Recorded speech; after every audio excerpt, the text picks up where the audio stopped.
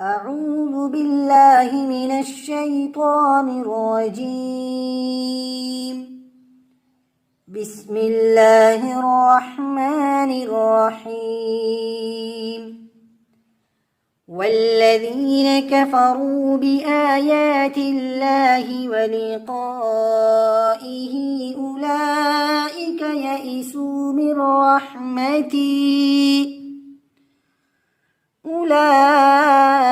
يئسوا من رحمتي وأولئك لهم عذاب أليم.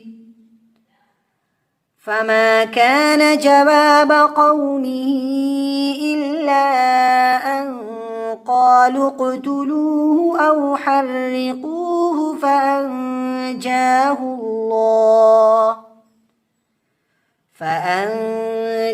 الله من النار.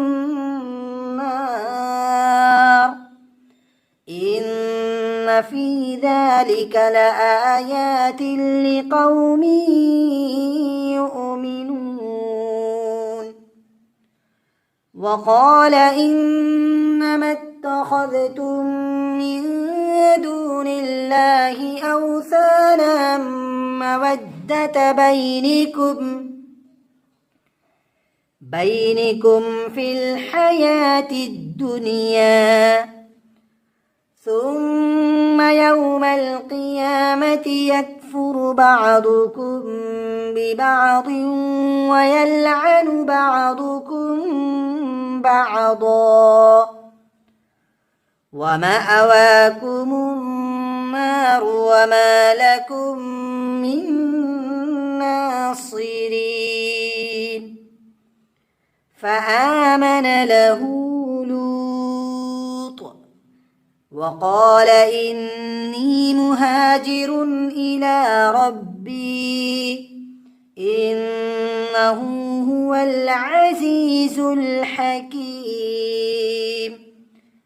ووهبنا له إسحاق ويعقوب وجعلنا في ذريته النبوة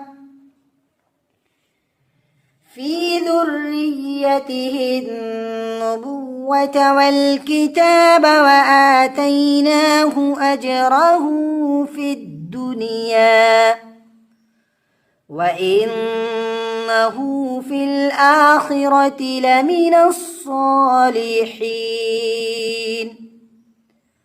ولوطا إذ قال لقومه إنكم لتأتون الفاحشة ما سبقكم بها من أحد من العالمين.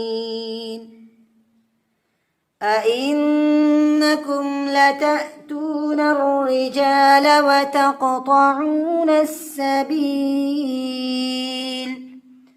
وتأتون في ناديكم المنكر. فما كان جواب قومه إلا أن قالوا ائتنا بعذاب